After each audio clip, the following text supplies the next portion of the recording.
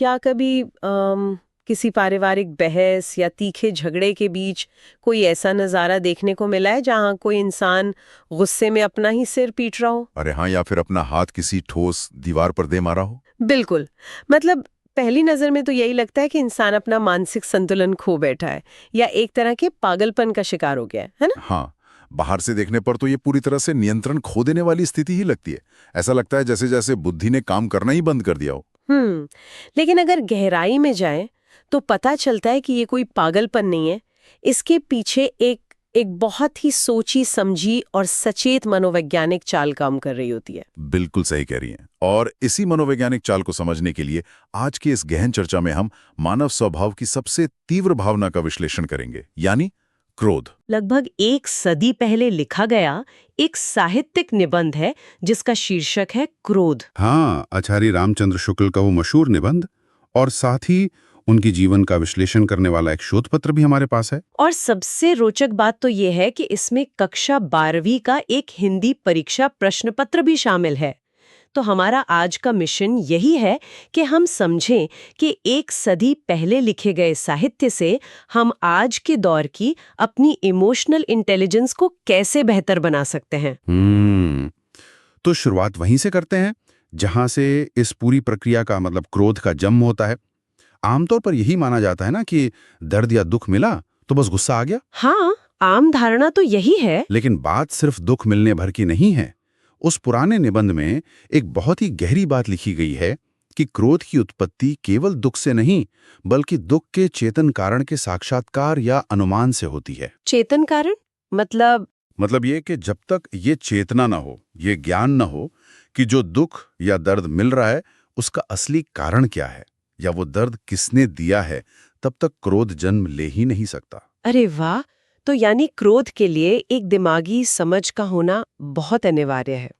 मैं तो इसे एक आधुनिक एनालॉजी से देख रही हूँ। ये बिल्कुल एक कंप्यूटर एल्गोरिथम की तरह है। वो कैसे? मतलब एक तरफ से इनपुट आया कि दर्द महसूस हुआ, फिर दिमाग में उस दर्द की प्रोसेसिंग होती है कि ये दर्द कहाँ से आया, किसने दिया, और जब दिमाग कारण को पहचान लेता है तब आउटपुट के रूप में क्रोध बाहर आता है। बिल्कुल सटीक तुलना है। और इस दिमागी प्रोसेसिंग को ना निबंध में एक बहुत ही प्यारे मनोवैज्ञानिक उदाहरण से समझाया गया है।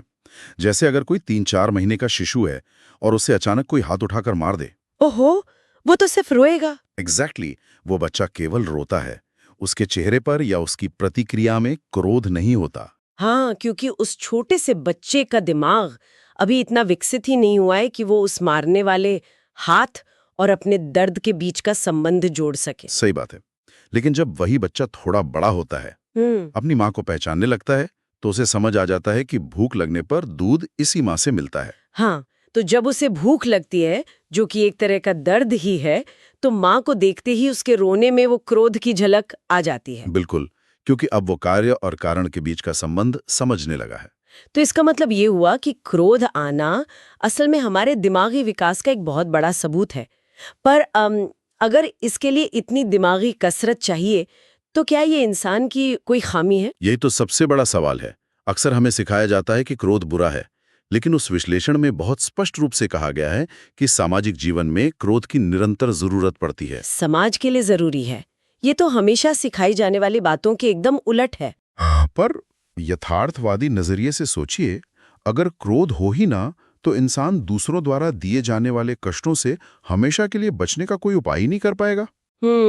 मतलब अगर कोई दुष्ट इंसान रोज परेशान कर रहा है, तो बिना क्रोध के इंसान सिर्फ रोता ही रह जाएगा। और उस रोने से दुष्ट इंसान का क्या बिगड़ेगा? शुक्ल जी समझाते हैं कि किसी दुष्ट के हृदय में दया पैदा होने में बहुत समय लगता है, और समाज के पास इतना समय नहीं है कि वो उसके हृदय परिवर्तन का इंतजार करे। तो ये आत्मरक्षा का तरीका है। पर एक बात बताइए, हर गुस्सा आत्मरक्षा तो नहीं होता ना? कई बार लोग बस हिसाब बराबर करने के लिए झगड़ते हैं। बहुत सही पॉइंट उठाया आपने।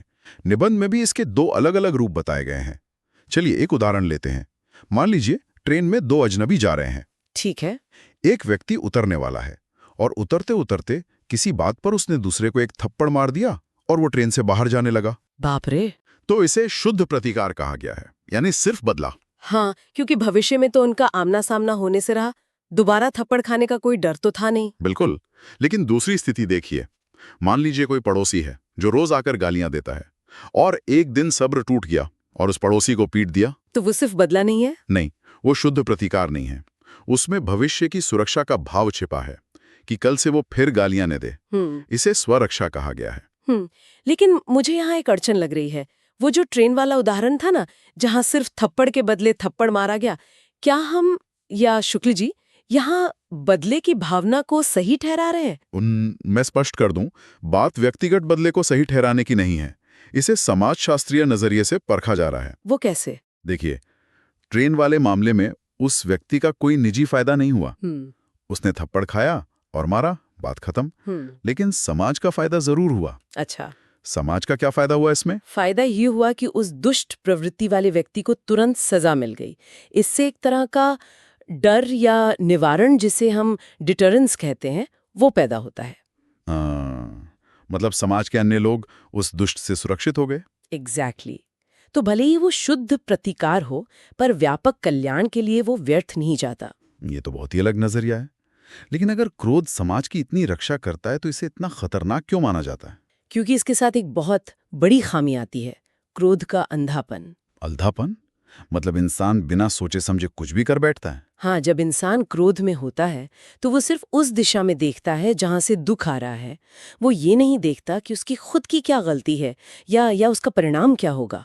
परिणाम भूल जाता है। स्रोतों में इसका एक बहुत ही डरावना उदाहरण है। मान लीजिए किसी को पता चले कि उसका दुश्मन 20-25 हथियारबंद आदमियों को लेकर उसे मारने आ रहा है। अरे बाप रे! और वो इंसान बिना किसी मदद के बस गुस्से में अंधा होकर अकेला ही उन 25 लोगों से लड़ने दौड़ पड़े। तो ये है क्रोध का अंधापन। ये तो बहादुरी नहीं, पूरी तरह से बेवकूफी है। मतलब मारा जाना तो तय है। इसीलिए कहा गया है कि क्रोध पर बुद्धि और विवेक का अंकुश होना बहुत जरूरी है। बिना इसके क्रोध सिर्फ अनर्थ करेगा। तो जब कोई गुस्सा करता है तो क्या हमेशा उसका लक्ष्य सामने वाले को शारीरिक नुकसान पहुंचाना ही होता है? नहीं, मनोविज्ञान की सबसे दिलचस्प बात यही है। कई बार लक्ष्य मारपीट करना होता ही नहीं है। लक्ष्य होता है सामने वाले के मन में भय का संचार करना। हाँ, एक तरह की चेतावनी देना कि सुधर जाओ। बिल्कुल। और दूसरा बड़ा लक्ष्य होता है सामने वाले का गर्व चूर्ण करना, यानी उसका अहंकार तोड़ना। अहंकार तोड़ना, हाँ, ये तो रोजमर्रा की जिंदगी में बहुत दिखता है। कई बार हम किसी पर इसलिए नहीं भड़कते कि उसने हमारा नुकसान किया है, बल्कि इसलिए भड़कते हैं क्योंकि उसका रवैया बहुत घमंडी होता है। सही कहा। हम उसके घमंड को चूर चूर करना चाहते हैं। और इसी बात से वो पहेली सुलझती है जिससे हमने चर्चा शुरू की थी, वो अपना सिर पीटने वाली बात। अरे हाँ, वो सिर पीटने के पीछे क्या लॉजिक है? शुक्ल जी के अनुसार कोई भी इंसान अजनबियों के सामने अपना सिर नहीं पटकता। बिल्कुल नहीं, अजनबी तो हंसेगा ही ना। व्यक्ति अपना सिर तभी पटकता है जब उसे पता हो कि सामने वाले को, यानी उसके किसी अपने को, उसके दर्द की परवाह है। उसे पता होता है कि उसकी इस हरकत से सामने वाले को गहरा दुख पहुंचेगा। ओह माय गॉड, ये तो बिल्कुल वैसा ही है जैसे आज के समय में कोई अपना महंगा फोन जमीन पर पटक दे। हाँ, बिल्कुल सटीक एनालॉजी है। मतलब सिर्फ इसलिए ताकि उसका दोस्त या उसके माता पिता गिल्टी महसूस करें। अगर पैसों के हिसाब से देखें तो ये बेवकूफ़ी है, लेकिन मनोवैज्ञानिक रूप से तो ये एक सोचा समझा हथियार हुआ ना। एग्जैक्टली। हम खुद को नुकसान पहुंचा रहे हैं, लेकिन असली निशाना सामने वाले की भावनाओं पर होता है। सच में ये बहुत ही बारीक ऑब्जर्वेशन है। लेकिन मैं ये सोच रही थी कि 1 सदी पहले इन मनोवैज्ञानिक हथियारों को इतनी बारीकी से समझा किसने? ये दिमाग था हिंदी साहित्य के महान आलोचक आचार्य रामचंद्र शुक्ल का। और जिस शोध पत्र की हमने बात की थी ना, वो उनके जीवन की कुछ खास परतें खोलता है। हाँ, उनका जीवन कैसा था? क्योंकि इतनी गहराई तो अक्सर गहरे अनुभवों से ही आती है। बिल्कुल। जब वे सिर्फ 9 साल के थे तब उनकी माता का देहांत हो गया था। और विमाता यानी सौतेली माँ के रूखे व्यवहार ने उन्हें बहुत छोटी उम्र में ही परिपक्व कर दिया था। बचपन के ऐसे आघात इंसान को अक्सर दूसरों के व्यवहार का बहुत बारीकी से अध्ययन करना सिखा देते हैं। सही कहा। और पता है, वे वकालत की पढ़ाई में फेल हो गए थे, लेकिन अपनी इसी वैज्ञानिक विवेचना और विश्लेषणात्मक शक्ति की वजह से बिना किसी बड़ी डिग्री के वे बनारस हिंदू विश्वविद्यालय में प्रोफेसर बने।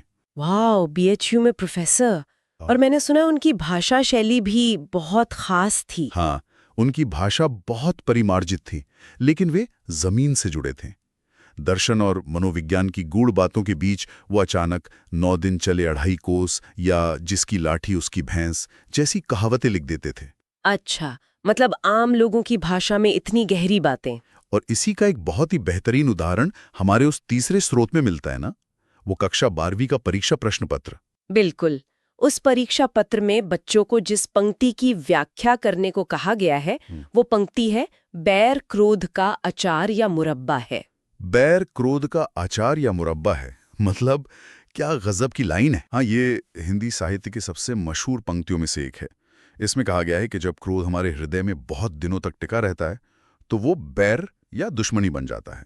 मैं इसे ऐसे समझ पा रही हूँ, जैसे क्रोध एक कच्चा ताज़ा आम है जो अचानक से आता है, एकदम खट्टा। बिल्कुल। लेकिन जब हम उस कच्चे आम को अपने दिल के जार में बंद करके रख देते हैं तो वो बैर का अचार बन जाता है और उसे हम सालों तक धीरे धीरे खाते रहते हैं। बहुत ही उम्दा तुलना किया आपने। अचार की खासियत ही यही है कि वो खराब नहीं होता। बैर में भी क्रोध का वो शुरुआती उफान धीमा तो पड़ जाता है, पर दुश्मन को पीड़ा पहुंचाने की प्रेरणा हमेशा बनी रहती है ना? एग्जैक्टली। क्रोध तो शायद आत्मरक्षा के लिए आया था, लेकिन बैर इंसान को हमेशा दूसरे को नुकसान पहुंचाने की योजनाएं बनाने का समय देता है। और यही बात इसे बहुत विनाशकारी बना देती है। तो अगर आज की इस चर्चा को समेटें तो ये साफ है कि क्रोध सिर्फ एक भावना नहीं, बल्कि दर्द के प्रति एक सचेत प्रतिक्रिया है। बिल्कुल, और समाज को दुष्ट लोगों से बचाने के लिए इसकी उपयोगिता भी है। बस इसके अंधेपन से बचना चाहिए। हाँ, अगली बार जब अचानक क्रोध आए तो बस एक पल रुककर ये सोचना चाहिए कि क्या ये सच में आत्मरक्षा के लिए है या सिर्फ किसी का अहंकार तोड़ने की कोशिश। और ये भी कि कहीं हम अपना ही सिर तो नहीं पटक रहे। हाँ, बिल्कुल। और सबसे जरूरी बात, उस तात्कालिक क्रोध को बैर के अचार में बदलने से रोकना होगा। और इसी अचार वाली बात से मुझे आज की दुनिया का एक विचार आ रहा है जो मैं श्रोताओं के लिए छोड़ना चाहूंगी। हाँ, बताइए। अगर बैर क्रोध का मुरब्बा या अचार है तो जरा आज की सोशल मीडिया आउटरीच कल्चर के बारे में सोचिए। क्या वो एक बहुत बड़ी अचार बनाने वाली फैक्ट्री नहीं बन गई है? अरे बाप रे, ये तो बहुत ही गहरा विचार है ना? जहां क्षणिक क्रोध को हमेशा के लिए नफरत में प्रिजर्व किया जा रहा है। तो बस इसी बारे में सोचिएगा। अपने मन के जार को साफ रखिए और बेवजह अपना ही सिर दीवार पर मत पटकिए।